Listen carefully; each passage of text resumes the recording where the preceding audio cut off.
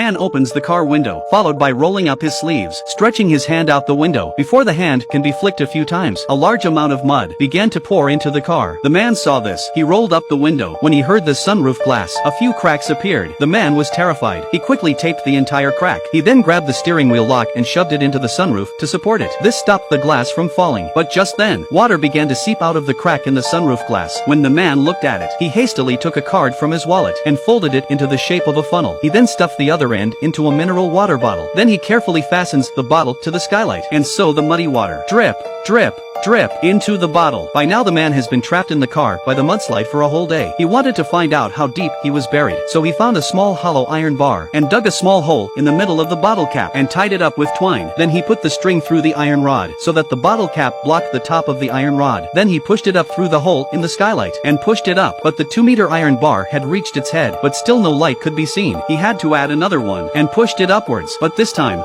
no matter how hard the man pushed, the bar wouldn't budge. So the man got a jack and put it against the bar. After some manipulation, he saw that the jack had reached the head. The man then used his shoulder against the iron bar. He pushed up with all his strength. In no time at all, the top of the iron bar shone brightly. The man was anxious. He sucked in a lot of fresh air. When he was done, he started shouting for help at the iron pipe. But after hours of shouting, he got no answer, so he hastily lights up a newspaper. He tried to attract attention by letting the white smoke waft out, but to his dismay, instead of the smoke drifting out, it gathered in the car. It made him feel a bit dizzy. The man immediately put out the newspaper with a towel, and that was it. The man spends a long night in the car. The next day he is ready to try to dig his way out of the mud with his bare hands, so he takes out the car's spare tire. A tube is firmly connected to the air hole in the tire. He sucked the air out of the tire with his mouth. Then, to reduce resistance, he applied motor oil to his body. When everything is ready, the man pushes, breaks the sunroof glass. Then he puts the tire on his back. He puts the hose in his mouth. The man climbs up through the sunroof with great difficulty. On the way,